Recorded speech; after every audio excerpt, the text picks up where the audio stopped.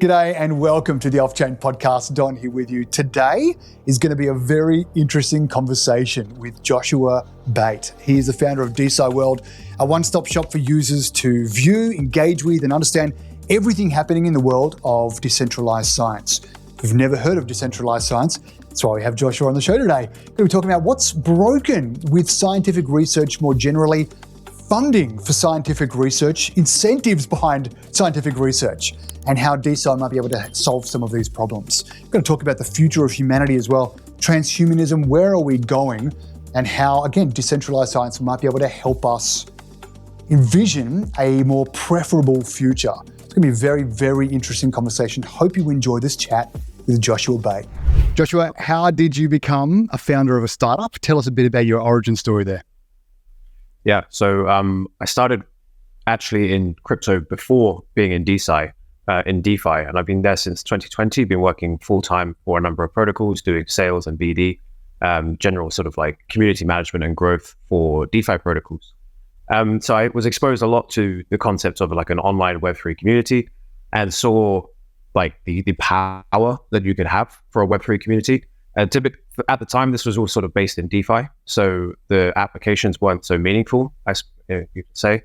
But for DeSci World, I kind of saw the potential of decentralized finance to finance good things, things that are useful. So there was the refi movement, which went quite large during 2020, 2021 for climate activism and other such things. But for myself, I decided that I wanted to try and put this financial infrastructure to use in science, and in particular to fund sort of citizen science or open science research. So in 2021, end of 2021, I created the platform DeSci World, which at the time I actually called it DeSci, decentralized science, because I didn't know what was happening in the DeSci space at the time. So I wasn't first to the name. There's arguments about that, but I certainly didn't know of DeSci before I used the term DeSci. And then after I sort of built the platform, which was this peer-to-peer funding for research, it became clear that the platform wouldn't be used for a long time because there was not enough people or attention or money in the DeSci space. So pivoted it to create DeSci World, and since 2021, been working on DeSci World as the founder and CEO. Now we have an awesome team, and the team is basically what carries this protocol forward. Alrighty, I mean, you mentioned a bunch of abbreviations there that some of our listeners or viewers might not be so familiar with. DeFi, I think, has hit a level of ubiquity that people understand what decentralized finance is.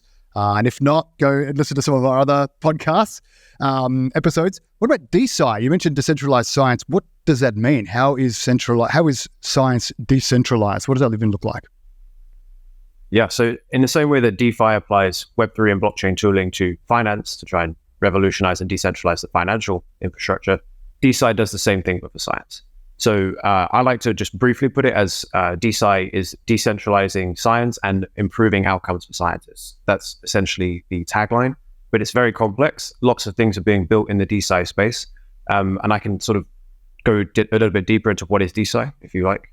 Yeah, that'd be really good. Especially, I mean, you mentioned it's better for scientists. How does it differ from traditional science or tradsci? Why does it matter? What's the goal? What is the, I guess, pain problem that you're trying to fix? Yeah, I mean, there's lots, right? So if you speak to any researchers who are actively researching or have been researching for the last 5 decades, they'll have individually lots of problems, but they do kind of culminate into certain subsections.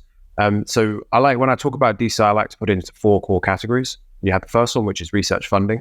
Now, research funding is pretty much what underpins all research, right? If you're a researcher, you need the funding to do it. So research funding is in many ways like DeFi, utilizing financial tools in Web3, sort of like decentralized crowd funds, tokenization, ICOs, these sorts of things, which you can do independently. And as a scientist, that's huge because you can raise money for your own funds, for your own research. So that's number 1, funding. Number 2 would be data. So how you manage your data, how you store it, how you transfer it, how you can keep ownership over your data while still providing it to people that need to use it. So keeping the incentives for your data, and many other things. So it's data, funding, organization. So for the organization side, typically I'm referring to DAOs here, but DAOs are in themselves an umbrella, right? The decentralized autonomous organization in itself is an umbrella with many different applications. But essentially for the applications to science here, you're just improving the ability for scientists to organize themselves, organize their treasury, organize their governance over their own research and over their own sort of the assets that they're building, the IP that they create, for example.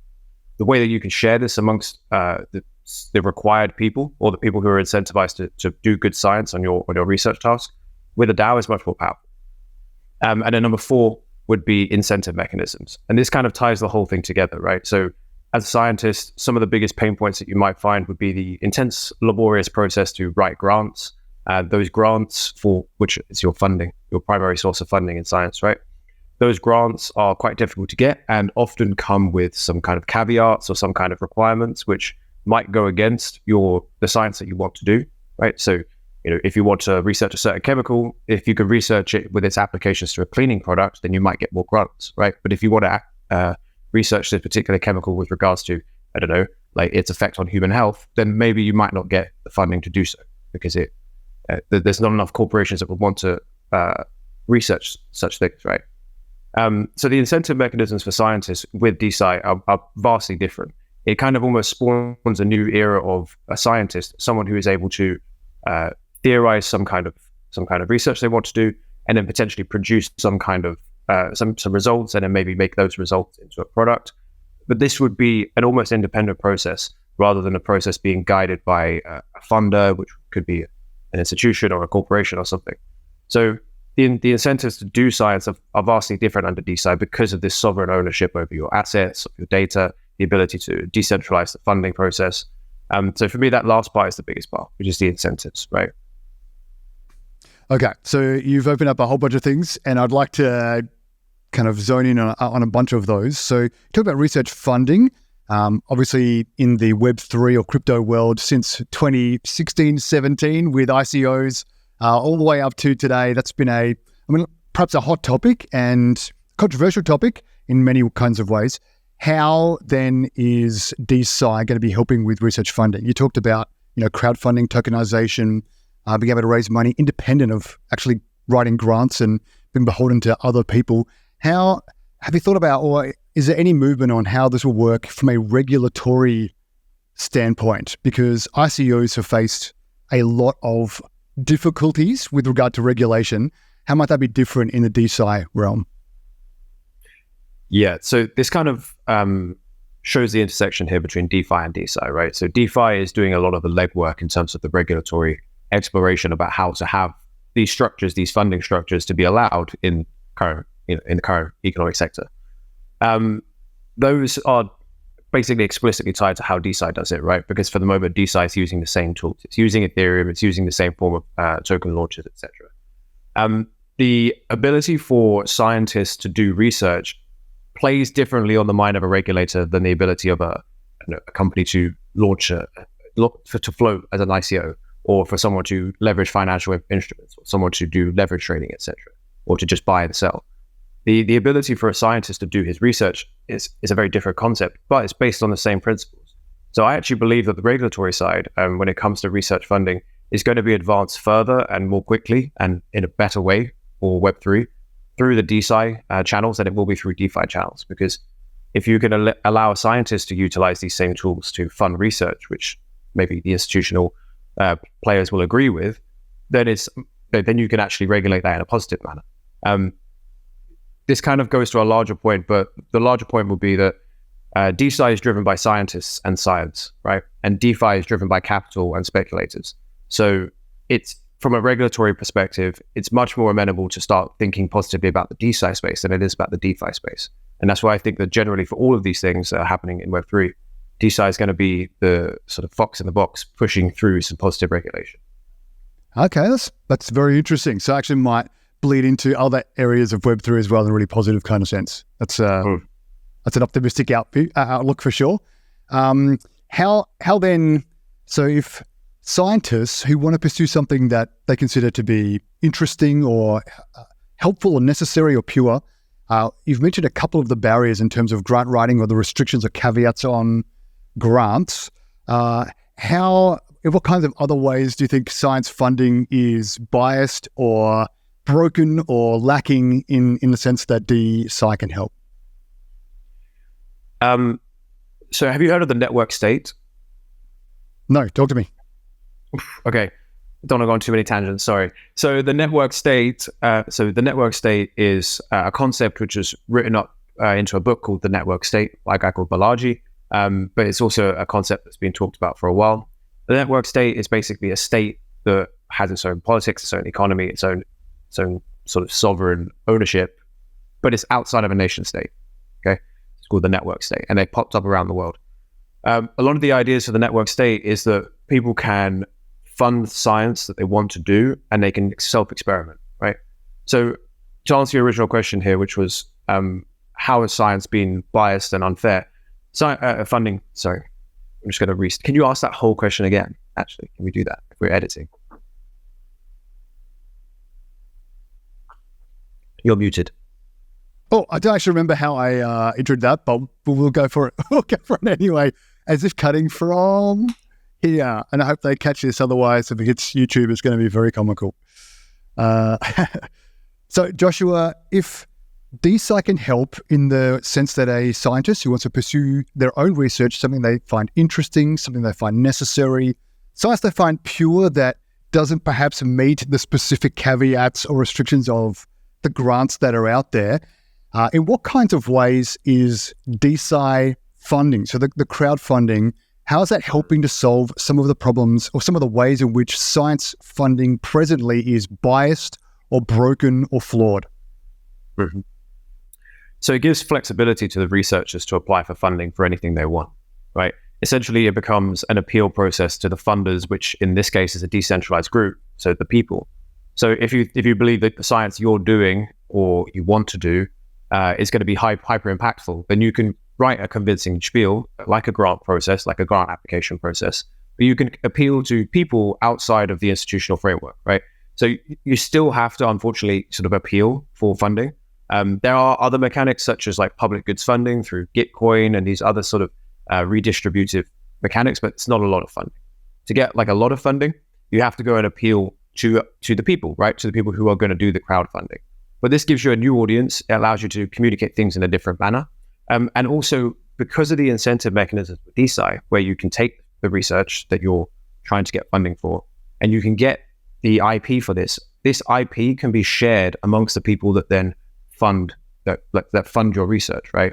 So the IP itself captures a lot of the value, and that can be promised to be shared amongst the people that fund your research. And this in itself is another mechanism for people to fund research because it becomes almost an investment. And this basically makes it a much more attractive value proposition, because typically the grants will come from institutions. If sometimes corporations will just be paying, but institutions typically will give grants from their budgets. This is almost pretty much every time some kind of altruistic giving, very little return. On the DeSci side, then you can actually promise outright, this is what we're going to produce, and this is the IP we're going to produce, and these are some potential future applications. If you fund us, then you'll get your pro rata share as a fraction of this IP. And that in itself is quite a big incentive mechanism for science to be funded.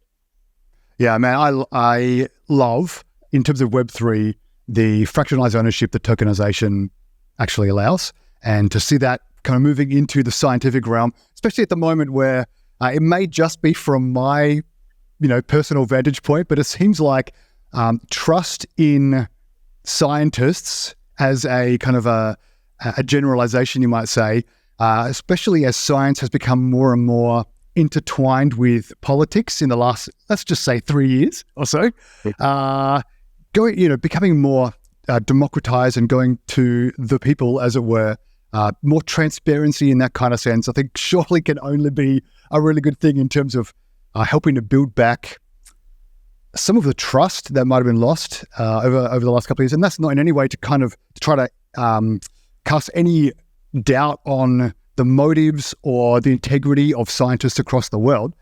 Just the way that as an industry perhaps has become really lockstep with politics, or polluted maybe by politics is a better way of putting it. In what kinds of ways do you think DeSci might be able to solve some of those problems, that politicization? Yeah, I mean, so I agree with all the things that you said just then, right? And, when you said as a timeline about 3 years ago, you could sort of put a stamp on it as to when it became very clear, at least, that the scientific paradigm has sort of been in lockstep with politics and also industry. That is why I started DeSci World, right? Because it was the end of 2021. We just had 2 years of madness. So it became clear that there needs to be some kind of alternate structures at play here.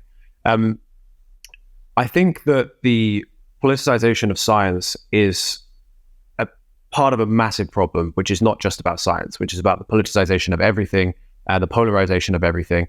And that's a separate issue, and that has its own issue. That has basically ties together this whole thing, but that's a separate issue. So specifically for this politicization of science, DeSci allows anybody to go and do what science they so wish, right? So they can propose any piece of science to any of these public crowdfunding platforms, for example, or go and find a DeSci World, for example, come to us and say, hey, we want help with this, and we might be able to help them do it. We're not inherently a political protocol, and because it's a decentralized space, everyone has their own sort of locuses of power, then it's the politics just isn't there yet. But as DeSci grows, I'm sure that the politics will come in, because even some DeSci protocols right now are already integrating with sort of quote unquote mainstream industry players, and these players will bring their own narratives to the table. There is a general narrative across science that flows, which is sort of like well accepted, which is that we live in a certain world and there's certain caveats and there's certain issues, like for example climate change. Then these are the politics which imbue science in general, and DeSci is not really any different to that. What DeSci does do is it allows you as a platform, it gives you a platform to speak your mind if you do have a differing view. I'm not saying that DeSci is full of solar punks, cypherpunks who are sort of out there trying to show that this and this and this and this isn't true. It's just not the case. But it is a platform that will allow people to do that. Yeah, okay. And so if we kind of take that, which I'm totally on board with, actually, I really like that vision for doing science, as a way forward. The thing that perhaps government or regulators help with are things like ethics. And although that might actually, prevent some science, which we might generally agree is good, it might also prevent some science that we may generally think is good, but isn't actually good. How does that ethical framework work in a almost purely democratized arena like DeSci? Yeah, it's a wonderful question, because ultimately we don't know. So just for context, at DeSci World, we're putting together, purely just by ourselves with no support and no sort of framework behind it. We're trying to put together a DeSci ethical framework, right? Which would be an opt-in solution for people to signal that they're trying to do DeSci in an ethical manner. This in itself is a philosophical question. What does it mean to do ethical science? Are there any fundamental laws that you can't sort of go past? For example, thou shalt not kill. Is that a fundamental law that you shouldn't go past? So at DeSci World, we're trying to work together with other people in DeSci. We're working together with some industry experts from DeFi safety, for example, and a few other sort of arbitration platforms to create this opt-in framework for DeSci ethics. But to be clear, there is no ethical sort of consensus among DeSci. And I'm going to give you a very good example of this. So when you mentioned about the funding of science, the regulation of science, stopping some things from being funded and having some things being funded that shouldn't be funded.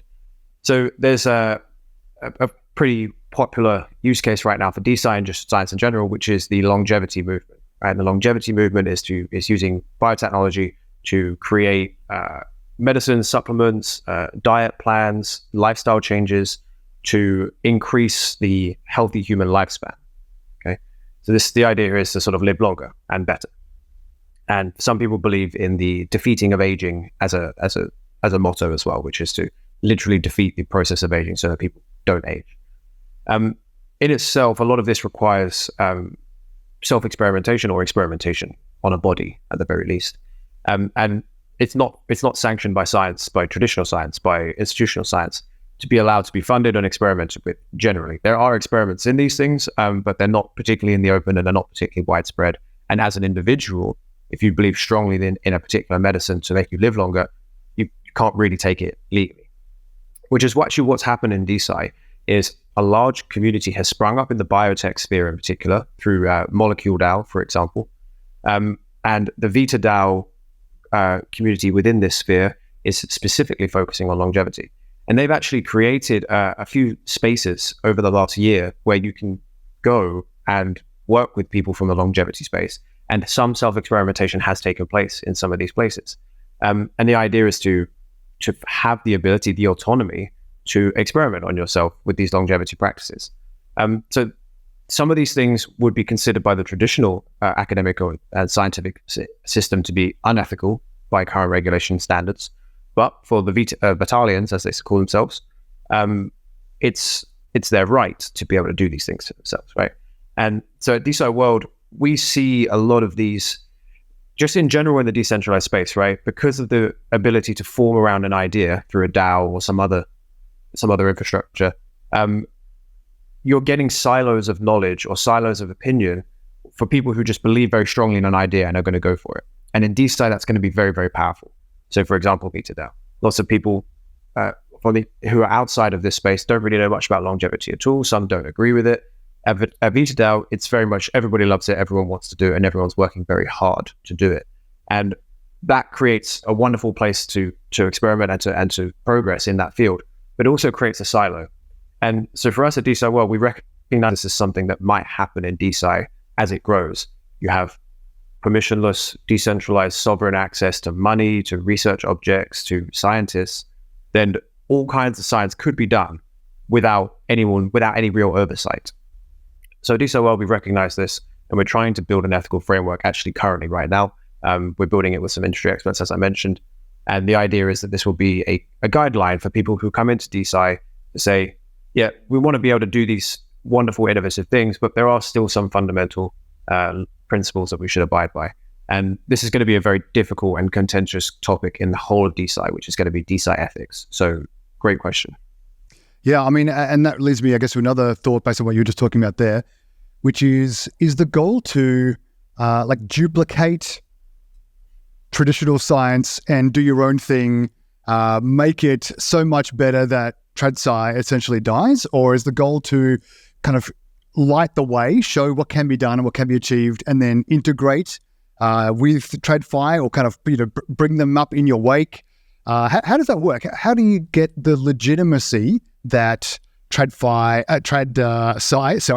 has, in a sense, in terms of, I know this might go against what I said before about the lack of trust, but on the other side of that same coin is they are still gatekeepers in terms of knowledge and things like this. So if you're running a large experiment with a number of people about longevity, how can the results be trusted, or who's going to trust those results? Or you do not care about that? Is the goal to just do the science and let the results speak for themselves and push forward in terms of making your own path forward? Is that the goal, or is the goal to integrate with TradSci somehow? Yeah, it's another great question. So to be honest, this is important to say. So I'm one person in DeSci, I'm representing DeSci World here, but everybody in DeSci has wildly different opinions on the scope of decentralization of DeSci, yeah, sure. how it would be, I will say that, so as I mentioned earlier, DeSci powered by science and scientists, and finance is powered by capital and speculation. So the ability, if DeFi succeeds, right, it largely siphons off a lot of the infrastructure from the traditional financial system. If DeSci succeeds, it just largely improves science, and it doesn't have to necessarily replace the traditional scientific infrastructures. It's just the tools that are used and the access to those tools in particular, which would change massively. So there's the purists on the DeSci side who would like to see the whole thing burn down and be replaced by network states with their own scientific labs and their own scientific budgets and things. And other people just want to see science improved somewhat because they've been working in it their whole lives and they're sick of some of the inefficiencies and the flaws and the difficulties to get funding and all these issues. The biggest problem that DeSci has when it tries to integrate with the system is that the sort of traditional science system has a monopoly on reputation more than anything. Has a monopoly on funding, yes. Has a monopoly on talent, yes, through education systems and universities. But more than anything, it has a monopoly on reputation, and that's through the publishers, which we haven't really mentioned yet so far. So there tends to be sort of three parts to this whole process of like funding science, doing science, and listening to science. And that's this funding trifecta with students at the bottom and reputation at the top, right? Which is publishers. So you've got funding, reputation, and talent. And this reputation is very hard to displace because it takes a lot of time to get that reputation. So you have your sort of top publishing journals, Springer Nature, Elsevier, for example. And these have a monopoly on the reputation of, can I get published in a certain journal? If you can get published in a certain journal, you're going to get paid more, you're going to get more prestige and plaudits from your peers, and it's more likely that someone will read it and then build off of your science. But then Springer Nature and Elsevier, for example, they have then recognized this and created a monopolistic market whereby you have to pay a serious amount of money to get it published, for example. And you have to tick certain boxes, and it has to pass by a certain board who have their own narratives and their own incentives. So this publishing model that we have basically makes it very difficult for people who are doing something irreputable or something sort of unwanted in the current scientific paradigm to get published and to get noticed and to get that kind of repertoire with scientists that they need to then progress their research. So I think for the whole sort of collaboration between tradsci and DeSci to work is that reputation has to shift. And I think the work that's being done in DeSci right now, which is genuinely very, very brilliant work from a lot of protocols, in itself is going to build reputation. As the use cases sort of actually roll out and have been done in a sort of more disconnected, decentralized manner, not directly involved with universities or not directly involved with publishing journals, for example, they will be noticed by the scientific community. And scientists will say, wow, they did a good job there and they raised good money and they didn't have to go through this certain system. Maybe I'll do that. And in itself, it just starts attracting more and more people. And it's the same way that DeFi tries to siphon off, through its yield, through DeFi yield, having a more attractive yield than, for example, treasury bonds, then eventually the liquidity will come to DeFi. It's the same thing with science, right? The better research that's produced or the more funding that's available or the more efficient the actual tools are, then the more scientists will come. Whether or not we're trying to absorb tradsci or DeSci, it's completely another question, and I'm not qualified to answer that because I haven't been practicing science for as long as some of the wonderful people in DeSci have. So I think that it's not really relevant. I think that it won't ever be able to replace the current system in its form anyways. Yeah, gotcha. Okay. So if funding is really important, obviously, because nothing really happens unless you can employ people to do the work and pay scientists so they can eat and live and whatnot. But also, research can be very expensive in itself, other than just human resources. And so I'm just trying to think about all of the current incentives that are currently at play with regard to, any kind of scientific endeavor. How, and again, speak on your own behalf. You don't have to speak on behalf of all of DeSci. How do you think DeSci is approaching organizing themselves in a decentralized, distributed manner to not succumb to the same perverse incentives that have hijacked or hindered science for the last 30, 50 years?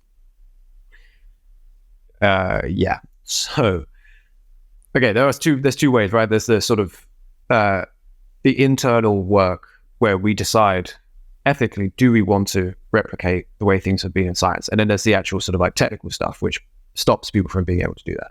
So we'll start with the technical stuff because it's the easiest, right? So for this, you have you have multi-signature wallets. You have everything on chain, so all of the funds are trackable. You have governance mechanics built into the tokenomics that prevent people from capturing a large portion of supply. You have all of these incentive mechanisms, these organization mechanisms through delegations, through DAO voting, et cetera, et cetera. Some brilliant things being done in that field right now in terms of having sub-DAOs, having smaller DAOs which can work with other DAOs, but it's all smart contract based, right? And the issue is, and the benefit of this is that no one can really game it, because if you all agree to the system as it's laid out before you, then it executes like that because it's a smart contract. So the technical stuff can prevent a lot of the money laundering, can prevent a lot of the corruption, can prevent a lot of the accumulation of power, and it can keep things as decentralized, relatively decentralized, right? But that's the sort of technical side. And then on the sort of moral, philosophical, ethical side, you have to then decide, right, what are we actually trying to do here at DeSci? Are we trying to create a new infrastructure so we can do quicker science, more innovation, with more money and more returns for the people that create science? Or are we trying to sort of fundamentally redefine what science is? And sort of, the concept of science right now is you have to be a scientist, which means you have to go through the education system. And then you have to practice science in a sanctioned place, which means you have to sort of go and work for someone or be in a certain environment where science is sort of accepted. And then we have the scientific method in itself, which is basically the way to practice science in an empirical manner. These are accepted things, and for good reason, right? They make a lot of sense.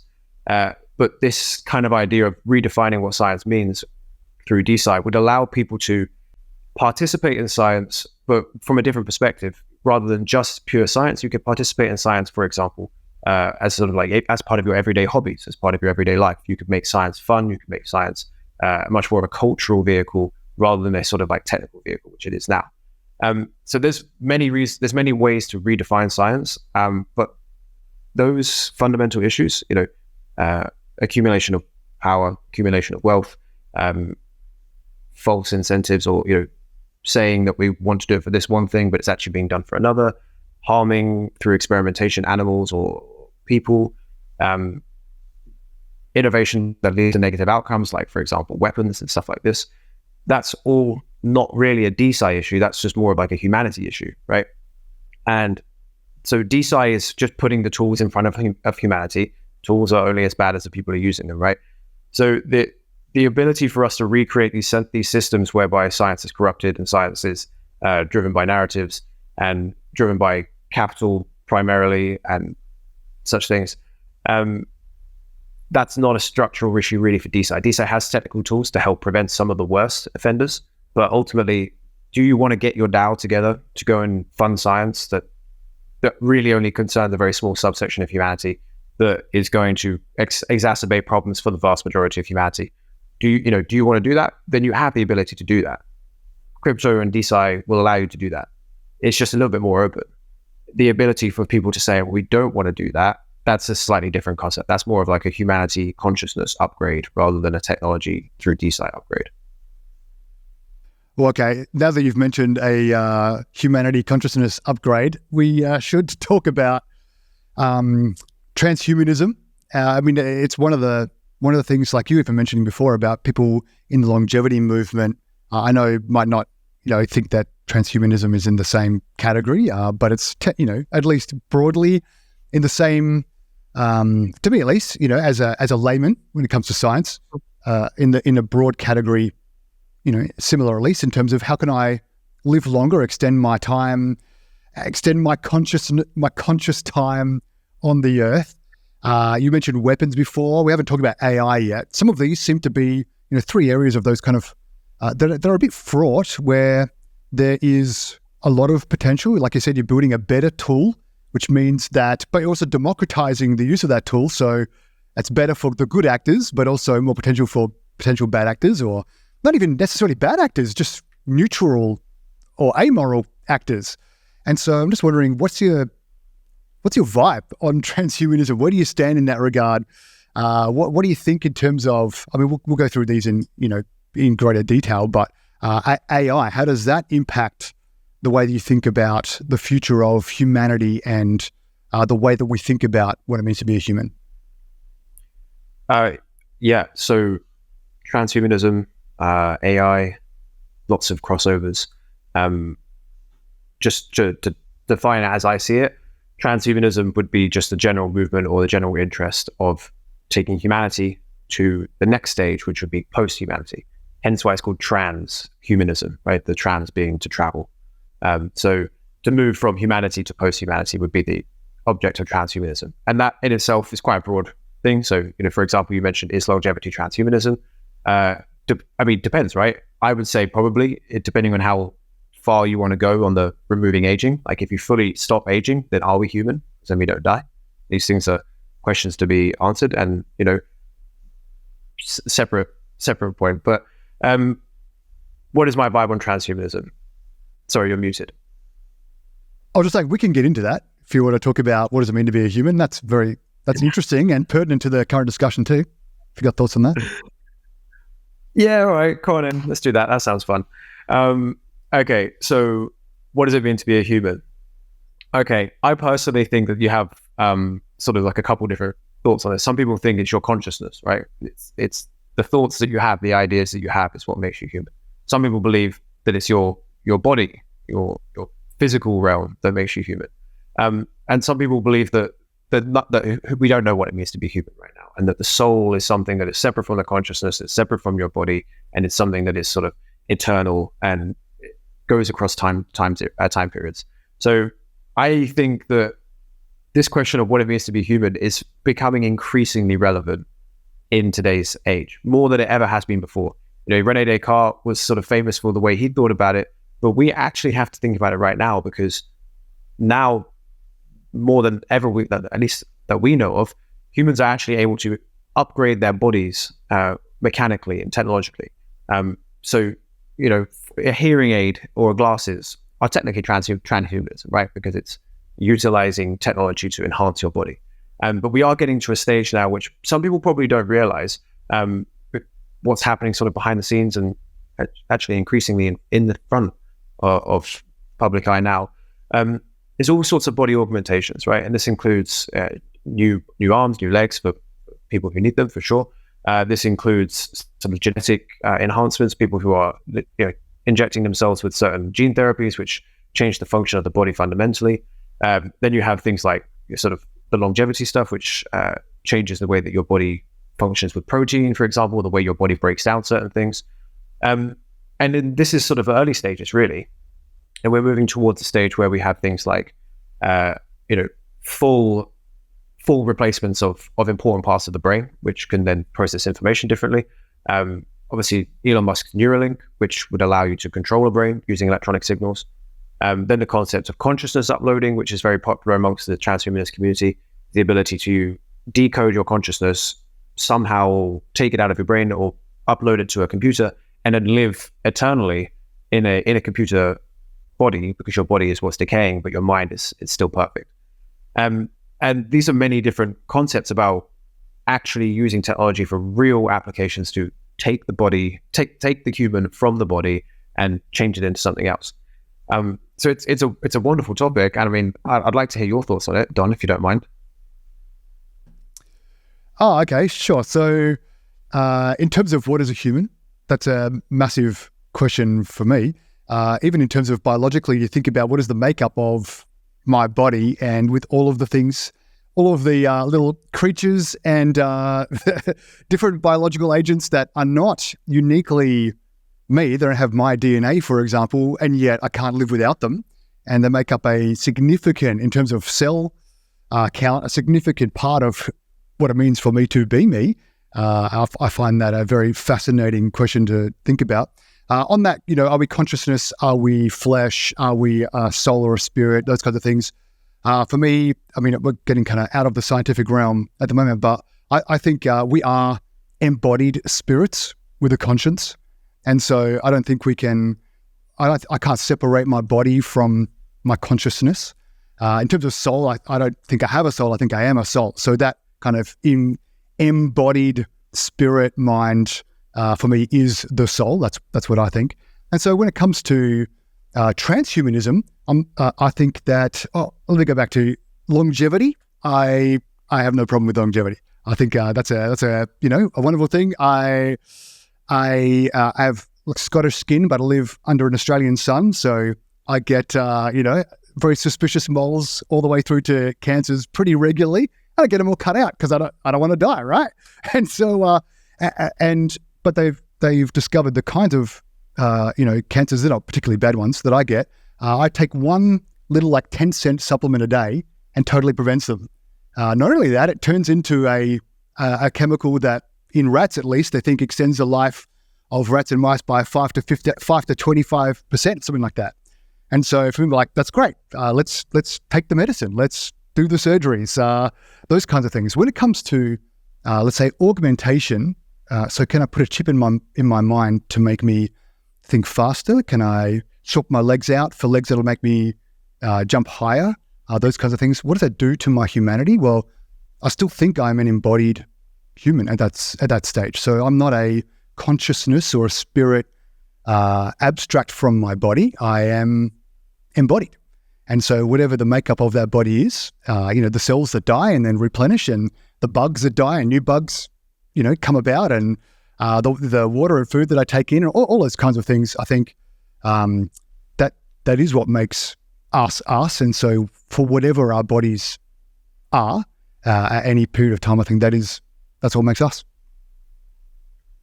That's a wonderful answer. You touched on a few interesting points there.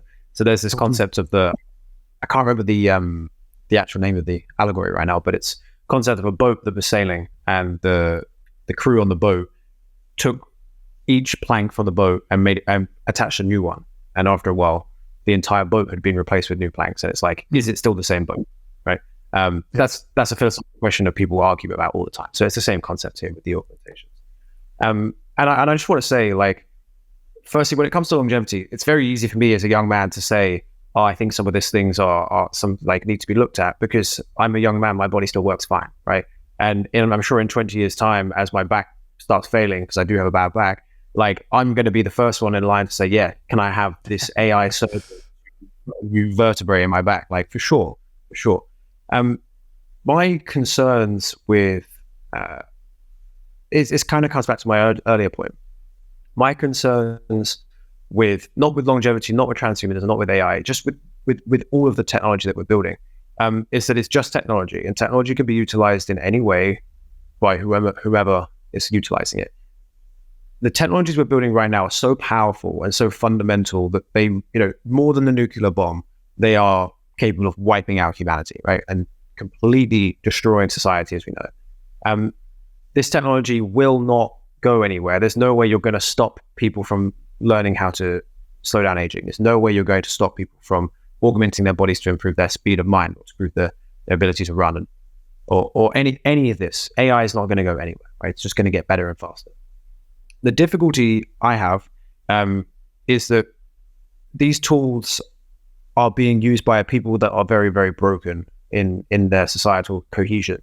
And in general, the humanity's consciousness has a lot of work to do. And if we start, which we are doing, the road we're going down, which is to advance so rapidly these technologies, which are so dangerous, without doing any of the work that we need to do on ourselves, the people who are actually holding the technology, it's a huge problem. And because the technology won't be stopped, we really do have, in my opinion, a sort of small time frame by which humanity as a whole, our world leaders, the people amongst us who we consider to be the smartest and the strongest and the people we should follow, our shepherds, so to speak, we have a very limited period of time to really understand who our shepherds are and to make sure that their incentives are aligned with the incentives of humanity in general, not just the incentives with a small subsection of humanity. And this is something that I think is really important. And you mentioned it briefly then when you said that you think we are embodied spirits. You said this is kind of going out of the scientific realm. Well, this is sort of what DeSci, I hope through DeSci World in particular, can do, is to sort of help people not doubt their own convictions on what it means to be human, right? And actually, so if I said to a scientist that I think doing certain body augmentations might ruin my consciousnness because I believe that I'm an embodied spirit and some of my spirits are part of my whatever you think, right? A lot of this will get laughed out the room. And that in itself could be empirically proven to be false, but it also is important to a lot of people, especially, ancient religions around the world all believe very, very strongly in the body, for example, its connection to the soul. So why burials and cremations are so different in certain cultures.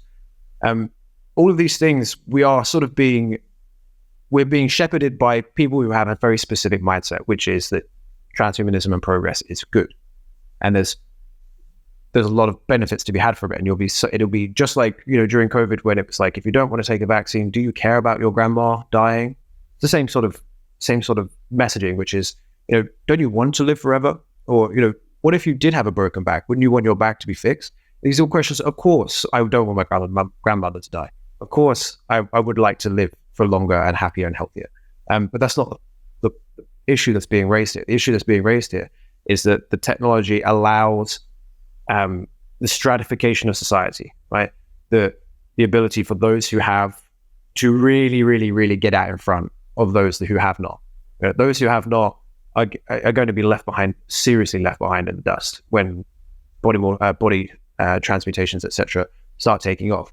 And that would be okay if the system that brought us here was like inherently fair, where the people who really didn't have anything just really didn't deserve anything because they didn't do anything. But that's not the way we live in this society, right? And we have to make a very conscious choice now of, do we want to utilize these technologies to continue compounding the inequalities, or do we want to utilize these technologies in a highly conscious, revolutionized humanity where we actually use all of them to better everybody's lot, right? And this is all very idealistic, but also I don't think it's that far from possibility at all, actually. I think there's a lot of precedent to suggest that people are ready and capable to have a much more egalitarian society where everybody is equally empowered by these wonderful technologies, which will emancipate humanity from like toil and any other sicknesses and all these things which being a human is, right? I think these technologies will work to help emancipate people from that. But the distribution of these technologies is the biggest concern. And I think that that's kind of my whole spiel about transhumanism in general and general sort of techno-futurism, is the distribution of it at the moment is not very even. Right. I mean, that's kind of one of the things that I have been thinking about recently, in particular with AI, but I guess it also applies to transhumanism, is we've kind of taken a snapshot in human history now and saying we've kind of figured it out. We look back with, what C.S. Lewis used to call chronological snobbery on people who've gone before us and say, well, look at those, barbarians who lived 30 years ago, 100 years ago, 200 years ago, without thinking that people in 200 years or 50 years or 5 years will look back on us making these decisions today, going, yeah, let's AI, let's go for it, or AGI, let's rock and roll with AGI, or transhumanism, what could go wrong? Those kinds of things. Or like you're saying, yeah, transhumanism, and then all of a sudden the disparity between the haves and have-nots becomes, although it's already pretty wild, becomes even more wild, and people start living for, hundreds of years while others still die after dozens of years. And I guess it comes back to my question always, which is how do we trust ourselves even now, even with all of the technology, all of the learning? You're saying we've got a lot of work to do. How are we going to do that work? Who's going to do the work? Who's leading the work? Like who are the people who you think are doing really well or speaking into this arena in really helpful kinds of ways? And what's your time frame? What do you like? Is this a pipe dream that we're going to get there, or is it just it's the perennial pursuit of trying to get better? Okay. So I'll start with the timeline.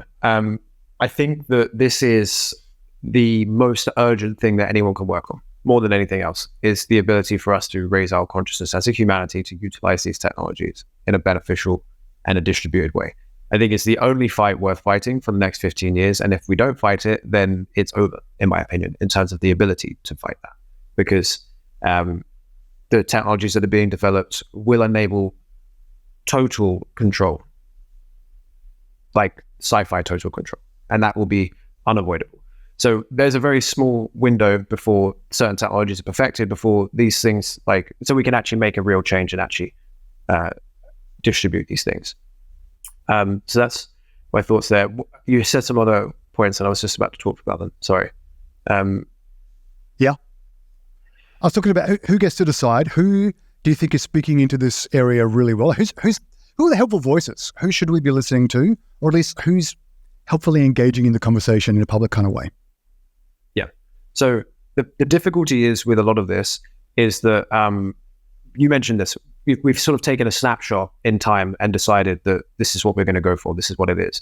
Now that snapshot includes the technologies, it includes everything, but it also includes the people who are pushing the technologies, okay? So we've kind of decided that if this is the paradigm we're going to go with, and this could become an eternal paradigm because people don't die and AI allows for full control, etc. Yeah. The people who are pushing the technology right now are the people that will be our shepherds indefinitely. So that's something to be aware of, right? Is that if you don't agree with certain people and the way they handle things, then you should fight that, because ultimately the way that technology is built is that those people should be able to maintain power almost indefinitely. Who's talking about it right now? there are a lot of wonderful people, things like this, right? Conversations with well-informed people where people are genuinely concerned about a lot of these concepts.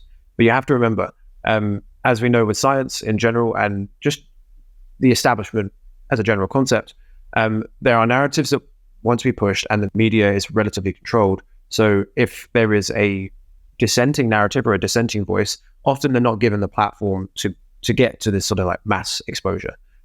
There are a number of people who I would say on an individual scale who you should listen to, but I don't think that I want to say here anyone that you should listen to talk about anti-transhumanism or anything like that, because I don't actually know of that many people who are that openly concerned about some of these things, or at least willing to sort of like write about it and make it sort of their whole thing. That I'm certainly not, right? Like I've got many other things in my life right now that I'm dealing with. But I think that this concept of the conversation around it needs to happen, which is why we're creating the DeSci ethics framework. I think that if you're generally the general rule of thumb, right, is that if you see it, then it's not really anti-establishment, because for you to see it, it has to pass through the establishment, right? Right. That's kind of the general framework. Yeah, gotcha. I think. So in terms of like who's leading the transhumanism movement, basically all of your top favorites, Elon Musk, for example, with Neuralink. Vitalik is a big proponent of longevity. The network state is a techno-futurist state. Arguably Donald Trump, RFK Jr., these two massive sort of typically Republican sort of like men of the people, they're big transhumanists. RFK Jr., he's on tren and all kinds of other juices, and he's like 82 or something, and he's absolutely massive, and he's on testosterone and all these sorts of other things. So the future is being led by people who are firmly in this camp, and that's fine. The camp itself is just technology. It's just the ability for the people to engage in it as well. So I think people really need to be very, very careful what information they consume, what sources they get it from. I think also people need to be very, very careful what opinions they have over the people that are shepherding us right now. Because you have to remember, everybody that you see in a public limelight has a crafted persona. So that is very important to recognize. Yeah, man. I mean, there's a lot of things we could talk about there. You know what, Joshua, we're going to have you on the podcast again to chase some of these, pull some of these threads and go down some of those rabbit trails. But before we finish, I do want to ask about DeSci World. So you said you started building DeSci World a couple of years ago. It's 2 years in the making.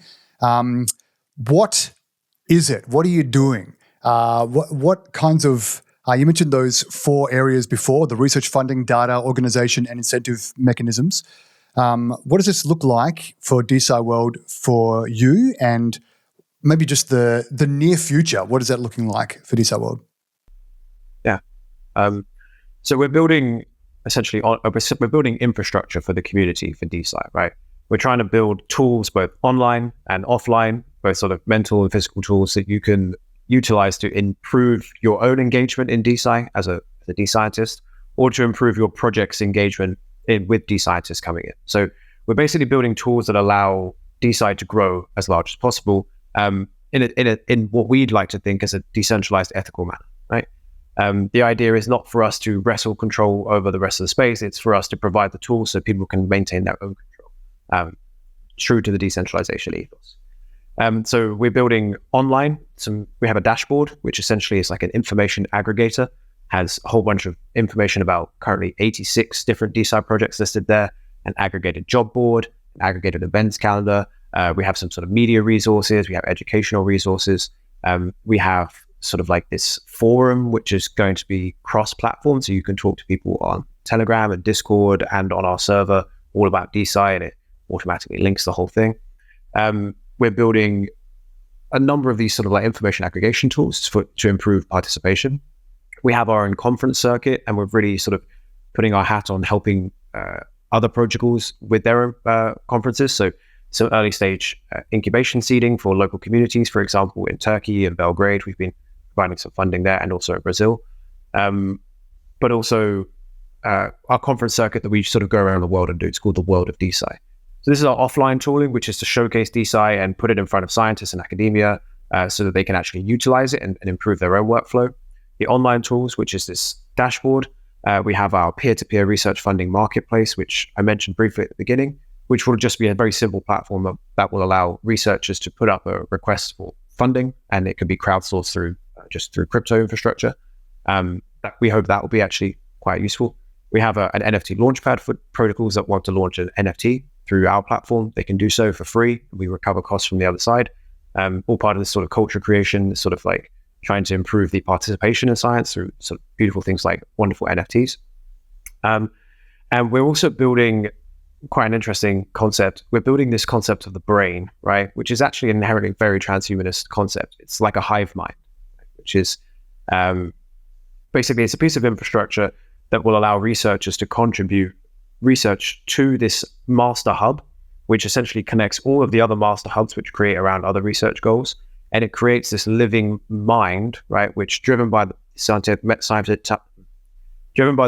method of question, research, answer, results. It basically builds this entire hive mind framework where you can draw insights from other people's research and inform your own research. It's powered by AI. It's powered by Markdown editors. It's powered by GitHub. It's a wonderful piece of infrastructure we're building, actually.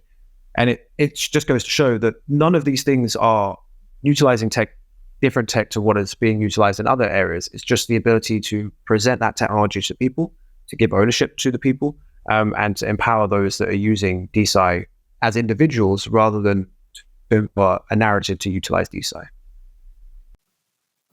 All right, man, that sounds amazing. Can you maybe just briefly speak to how is the information or the data in the hive mind ratified or verified? And man, that sounds like an exciting thing, because one of the things that strikes me as one of the inherent flaws in tradsci as it stands is because the incentives behind getting grants or commercializing discoveries, for example, or scientific work is so strong, the incentive to keep your research under wraps, not let anybody else know about it, even if you don't come up with something that you can utilize or commercialize, just in case it has some future commercialization possibilities or potential, means that we're kind of pulling on the reins significantly as a species to what we could be doing or where we could be going. But at the same time, it's that money that's gotten us this far in terms of being able to fund scientific research. So on the one hand, it's pushing it forward, but on the other hand, it's applying a brake. It strikes me, just based on what you said, that this brain might help overcome some of those issues. Is that the goal? Is that what's going on there? Yeah. So the brain is what we're building. We're calling it the brain. Is one iteration of this concept of a hive mind, and the technology that exists now with AI, just with easy storage, with decentralized compute. Basically, these brains can be made many, many different ways, and they will be made many different ways. We're just providing one infrastructure to do it. The concept of Pandora's box, right? Where once you open it, like, who knows what's going to happen, right? This is what I think DeSci can do, and the hive mind will be one of those concepts that ties a lot of it together, because you have a lot of closed source research because the incentives are kind of misaligned, so that you have this research, you hold on to it for maybe 30 years, and then eventually you might be able to publish it. If not, it just dies, and it dies with you, right? But now we're entering into a new paradigm where the incentives will be changed such that you're more incentivized to commit open source knowledge. For example, with the hive mind, we could incentivize people to commit to the hive mind. We could sort of raise money on our end because people see the potential in it, and then distribute those funds through tokenization to the people that contribute to the hive mind. Super simple piece of incentive, but it would reward exploratory research, which is research that doesn't really come to much, which is actually most of research, and it's essential to forwarding humanity. We kind of, back to your sort of point, we kind of are spinning our wheels a little bit, in my opinion, in humanity right now, because we have a lot of wonderful technology which is being built at warp speed, but it's the applications of those technology which are just maintaining the same things, which is to just sort of make more money and put more power into fewer people's hands. It's this concept where I feel like we're boxed in, right? I feel like we have wonderful potential around us to do all kinds of wonderful things, but the box under which we're operating is very, very finite. And this includes our sort of mental box, it includes our physical boxes. Like the ability for us to utilize the full potential of all these things requires us removing this box, which is kind of the yoke of civilization as we know it right now. And that in itself is a very different concept to what DeSci can do. It's like I said, a lot of this stuff is not a DeSci issue, it's a humanity consciousness issue.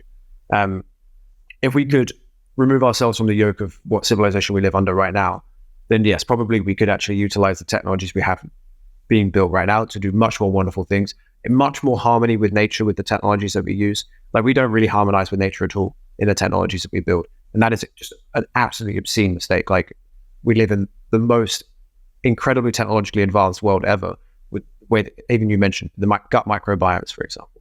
Just look at all of nature and how beautifully intentionally put together the whole thing was. The fact that we work against it pretty much every step of the way with our technology is an issue. So the sort of circle back to your point, the ability for the hive mind, which is an allegory for DeSci really in general, to revolutionize science and to really improve science, is there. We just need to be like, the access that through to the tooling and to the knowledge and the resources that DeSci will bring will fast forward that. We just need to make sure that we're using them properly. Actually sounds really awesome. I've got a good mate who's a theoretical physicist at university, not into Web3, doesn't know DeFi to the best of my knowledge. What you say to him, what would be the 30-second pitch to say, hey, you should really suss out DeSci? Okay. Firstly, do you need funding? That's the tagline. No. I think the 30-second pitch I would give to a theoretical physicist about DeSci would be, your job is to think about the world in large, complex manners. You should be working with everybody else that's thinking about the world in a large and complex manner, because the subject in itself is so complex. And DeSci will allow you to connect and work with these people. You don't need to know anything about Web3 to utilize a lot of the tools that we're building. You just need to know how to write Markdown and do a pull request to GitHub. And even that can be learned in a day. The community that's building around DeSci is not specifically functioning around crypto or Web3. The community that's building around DeSci is building around the desire to improve science and outcomes for scientists. Good plug. Well, Joshua, thank you so much for joining us today. Like I said before, I'll be really, really keen to have you back on the show to hear about the updates, how you're going, how DeSci in general is going, how DeSci World is going, and chase some of those threads that we barely got to pull on today. But really, really appreciate you coming on the show, and really appreciate the work that you're doing, man. I think it's really important work, and good on you for sticking at it. Thanks, man. I really appreciate it. Thank you for having me. In about 6 months' time, we'll have launched all of our platforms, our V2. We'll have closed our funding round, which is open right now. We'll have launched most of our products that are in the pipeline right now. And I think a lot of the things that we were spoken about in terms of network states, longevity, transhumanism in general will have advanced a lot in the next 6 months as well. So anytime after that, I'd love to come back on and talk to you. Sounds great. If someone wants to find you online, what's the best way to find you? Find DeSci World at DeSci.world. Twitter is also DeSci World. And my Twitter is JB87UA. You can write it in the show notes. That's probably the best place to find me. I do use LinkedIn if you want to do that, but not really. Okay, we will put those in the show notes. Joshua, thanks again. Thanks, all. Thanks for joining us today. Hope you enjoyed this episode of the Off-Chain Podcast. We love bringing you great guests like Joshua Bate and great, interesting topics like decentralized science, the future of humanity, and how to democratize scientific research, better incentivize scientists to have a more preferable vision of humanity for the future. As always, like, subscribe, better yet, share this episode with a friend, help us spread the word, and join us again next week for another exciting episode of the Off-Chain Podcast. Till then, take care.